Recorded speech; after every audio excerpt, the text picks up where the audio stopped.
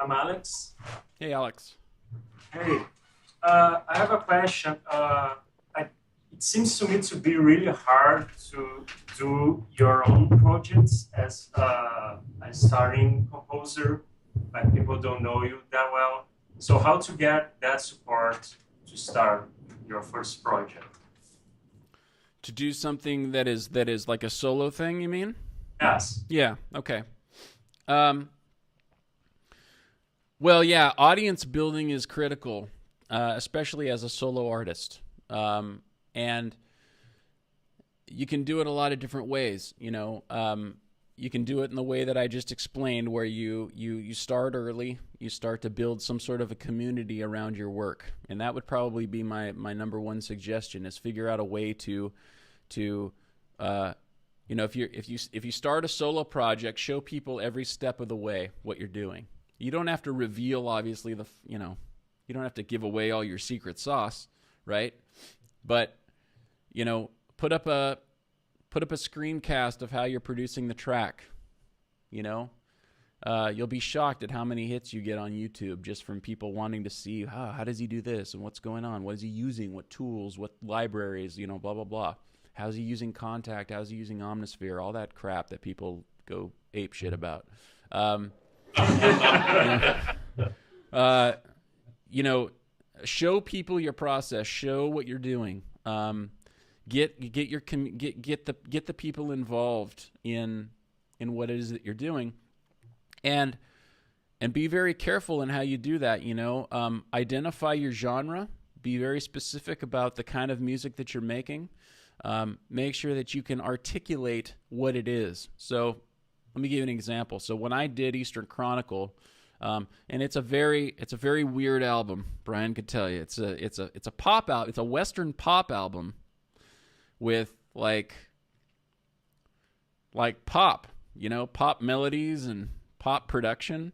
I'm a drummer, so I used a lot of 80. And I grew up in the 80s, so I used a lot of 80s instruments. Lots of Prince styled stuff and Paisley Park kind of thing. A little bit of that vibe, a little bit of a Level 42 vibe, which that's my favorite band in the world. I know I sound really old. You guys are like, "Who the fuck is that?" Um, but but you know, I put the stuff in there that was very me. It was very influenced by who I am and what I do. And then I went online and used keywords to find people who were interested in the same things.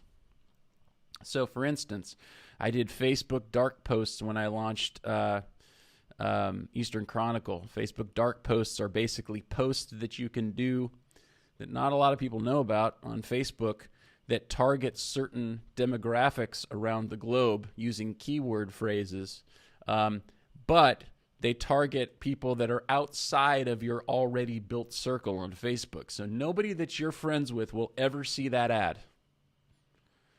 Only the people that you target outside of your own friend circle will see it. And if you go Google Facebook dark post, look up a lady named Amy Porterfield. She's kind of the queen of Facebook dark posts, and she's the one who figured out how to do it kind of first, do it successfully.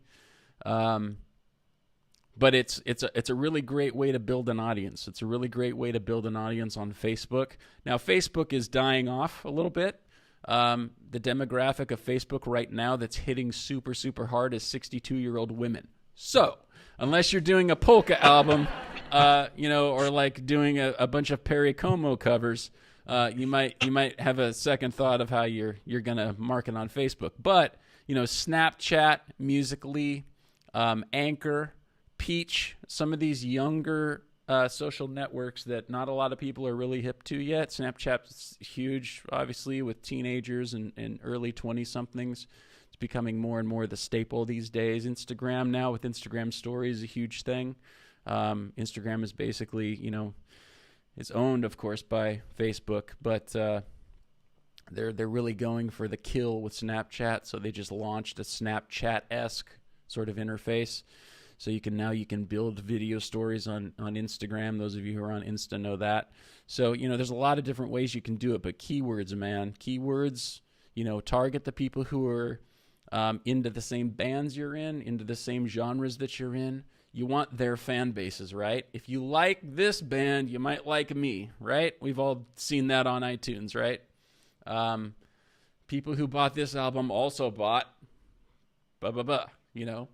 That's the kind of stuff that you're going for. That's the best way to build an audience through social media. Relatability, you know, the tie-ins from genre to genre and artist to artist.